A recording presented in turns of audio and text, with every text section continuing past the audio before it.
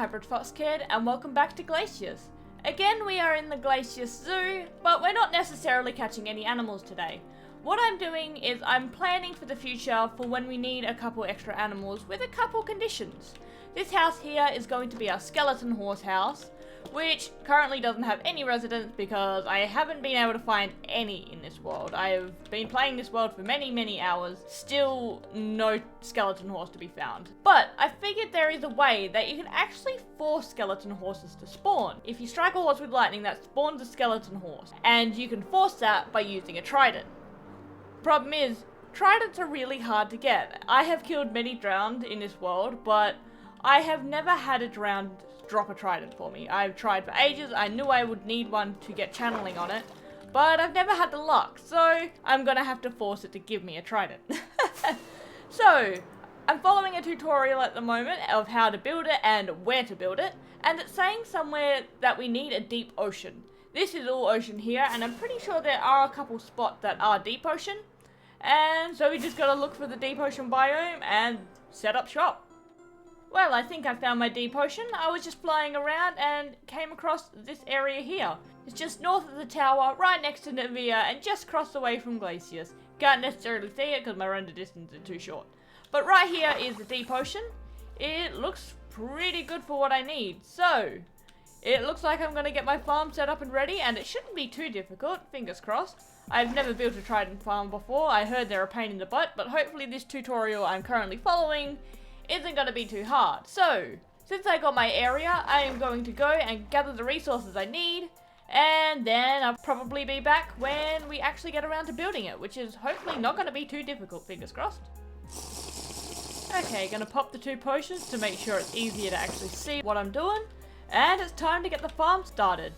I have all the items I should need, and yeah, I'm hopefully gonna do it right the first time, hopefully. Oh, hey bud, how you doing? Not just yet. You're a little bit early to the party. Ah, Dolphin's Grace. Ah, no. Don't know what I'm doing. Help! Oh, this is going to be right fun, isn't it? A part of me is always wondering, every time I make a farm, because I'm very new to Minecraft still, I'm always like, am I actually doing this right?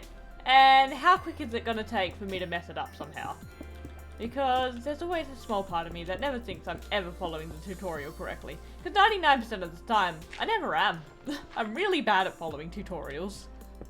But even to my very fresh Minecraft eyes, this farm looks really simple. So hopefully it's gonna be hybrid proof and not break within 30 seconds of me actually using it. So fingers crossed. Hello Cod, how you doing?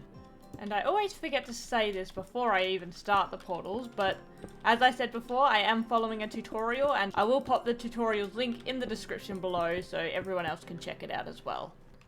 Now we just gotta add the things that will lure the drowned in, and I'm so worried I'm gonna crush these, so I'm just gonna get out of here carefully. And whoop! Haha! And I think my night vision's about to run out. Well, you know how I said we need to hybrid proof stuff? Yeah, I've already wrecked it. I don't know why this piston keeps firing, but it is, and I don't know what I've done wrong, so let's hopefully, if I break it and reset it, fingers crossed it will stay normal and not mess up again. All you can do is hope at the moment.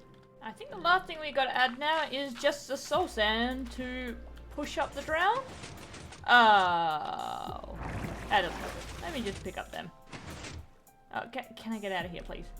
Ah, please, I'm stuck. Ah, help. Well, this is a bit of a pickle we're in, isn't it?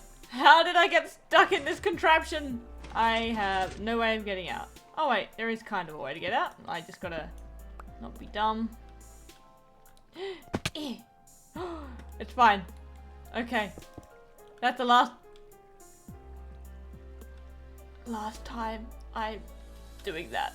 Final touches are actually physically lighting the portals, and hopefully I won't get caught in it again. So that's 1, 2, and 3, and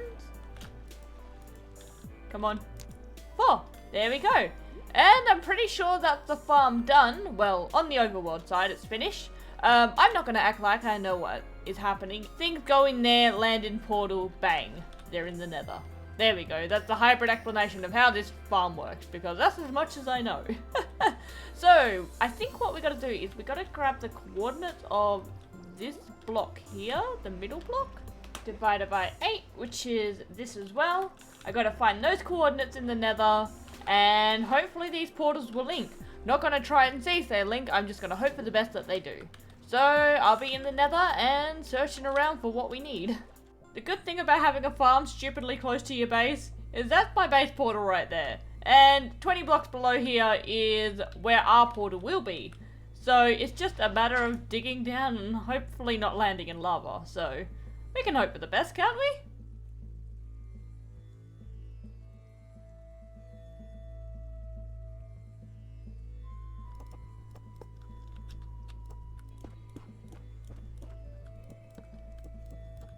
Now if I just light this up, yay! The portal should be done. The farm should be done. Hopefully. Hopefully I've done everything correctly, and it's just a matter of time now before I figure out if I have done it right or not. And here is our AFK spot. And from this area you can actually see a couple of things in the distance, which is kind of cool. But that's our AFK spot done. Now I've got to get rid of the ugly tower. And then I think I'm gonna fix up the bottom to make it more spawnable, and then I'm gonna have about an hour's worth of AFKing to see if the farm actually works. Only an hour of AFKing and we already have this many drowned piled up into the farm. So I think with this farm I would call it a success, which is great. So let's quickly dispatch these guys and let's see if my luck is any good.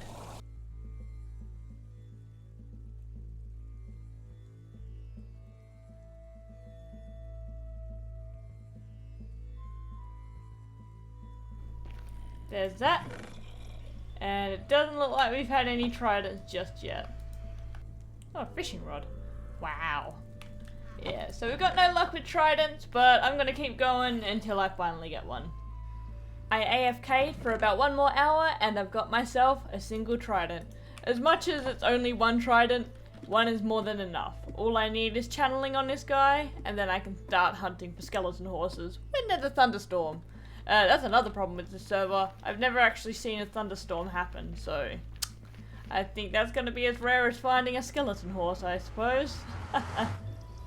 So let's buy the books we need and quickly get all the enchantment we need on this guy. I'm actually not too sure what a trident can hold, so I'd assume as much as unbreaking. Mending, of course. Pretty sure that holds mending. And then I think it's an option of either Riptide or channeling. Problem is I don't actually think I have a channeling villager. Oh, we do! Never mind. We do! Okay, perfect. So let's quickly get him fully enchanted up. I think that's all I can have on a trident. Maybe sharpness? Let's check this out.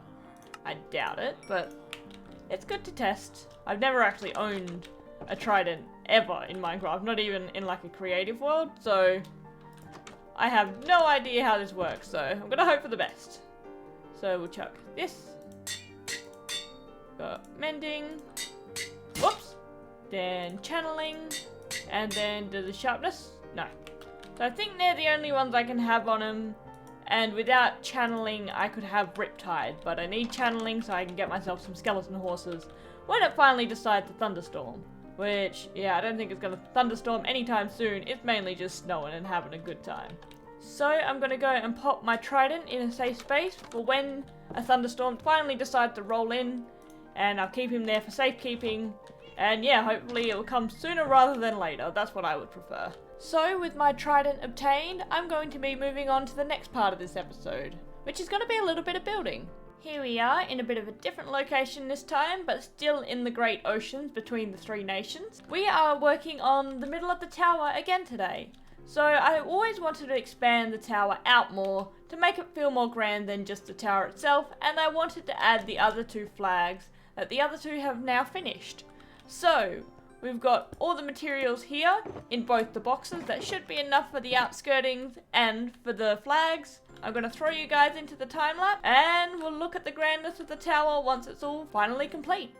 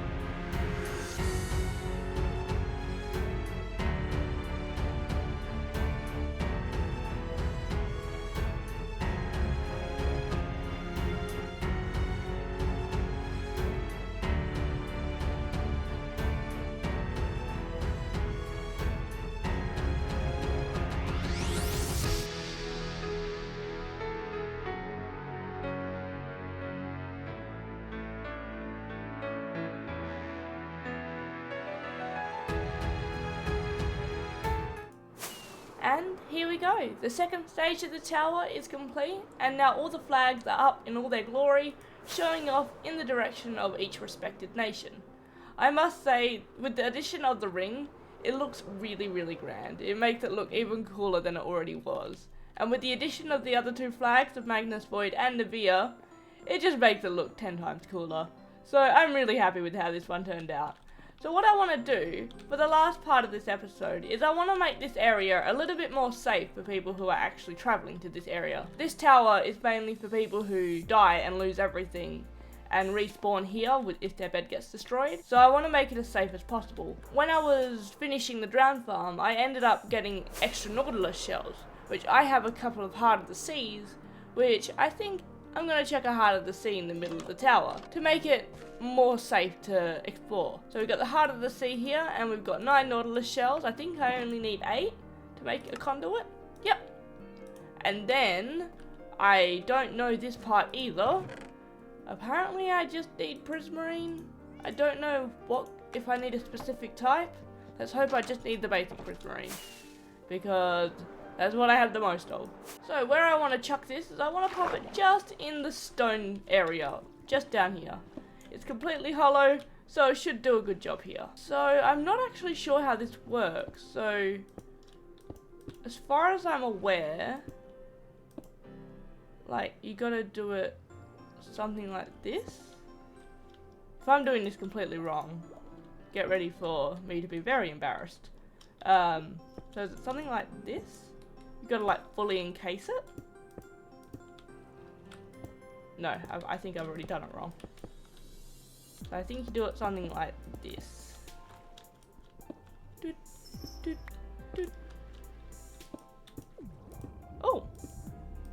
Well, I'm just going to finish off the loop just to make it look a little bit cooler. And pop it here. Oh, I think I deactivated it. Does this work? Hey, there we go. That's really cool. I've never seen a Heart of the Sea or a conduit in action before. That's really cool. I like the animation on it. Very pretty. Okay, so with this done, we can get out of this really big eyesore of an area and then block it up like nothing ever happened. And now we've got vision under the water, and I think you have higher defense against underwater as well, which is going to be another bonus really.